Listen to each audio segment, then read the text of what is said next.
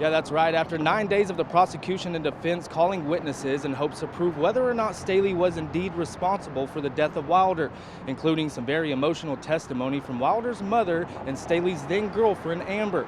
Also, friends of Staley as well as family members. Now, after both sides have rested, come next week, and families may finally receive justice for Wilder. Until then, here's what you may have missed during week 2 of testimony, starting with day 6.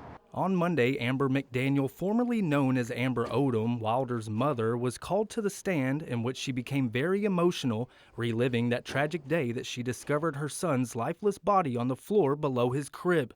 Now, McDaniel says after giving Wilder a bath on October 10th of 2018, she put him to bed and says her and Staley decided to go swimming. She says an argument ensued, causing Staley to get out of the pool and go inside. McDaniel says she remained in the pool and finished a bottle of wine before going inside and going to bed early because she had nursing school in the morning. It was that next morning she says she woke up and couldn't find her phone, and that's when she made the discovery of her son. Now, in cross-examination, the defense brought up McDaniel's prior career as a dispatcher and speculated she could have ties with local law enforcement that the defense believes planted a seed in McDaniel's head after finding blood in Wilder's crib, leading McDaniel to believe that Staley could be responsible. On day 7, the forensic pathologist who found Wilder's cause of death highly suspicious of homicide, while official cause remains undetermined.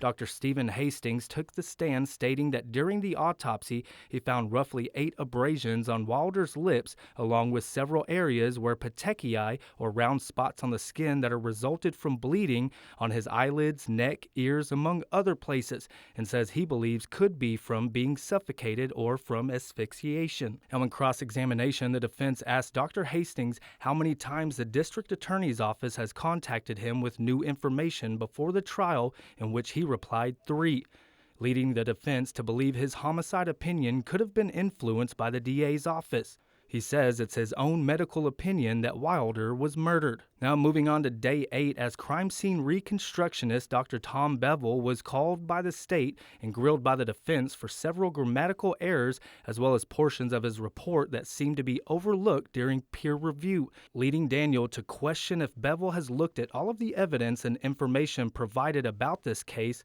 Bevel claims there are no consistent injuries on Wilder that would suggest he fell out of his crib or was injured in his crib and climbed out, then died. He too believes Wilder's death was caused intentionally. And the final day of testimony, day 9, which includes witnesses called by the defense, who called just 5 witnesses, including a paramedic who responded to the scene the morning 2-year-old Wilder McDaniel was discovered dead, as well as one of Staley's friends of roughly 10 years. Child abuse expert Dr. Suzanne Dakel finished testifying for the state before the defense called its first witness, AMR paramedic Nathan Scott, who testified when he arrived on scene, he met Amber, Wilder's mother, in the driveway, and she was holding Wilder's body in her arms before taking him back inside. He says Amber was reluctant to hand Wilder off and didn't release him until about 5 or 10 minutes after asking, which he says he understands because any grieving parent would act that way. He also mentioned Staley never consoled Amber and stayed in the hallway pretty much the whole time paramedics were there. Now, after Nathan's short testimony, Staley's friend of 10 years, Jason Odom, who has no relation to Amber McDaniel, took the stand, saying he was actually on the phone with Staley in the early morning hours that day, October 11th, 2018, and says he could hear a female voice with Staley and claims Staley jokingly said, "I'm on the phone with your brother," in which Odom jokingly replied back, "I'm not her brother, I'm her ex-husband," because they share the same last name.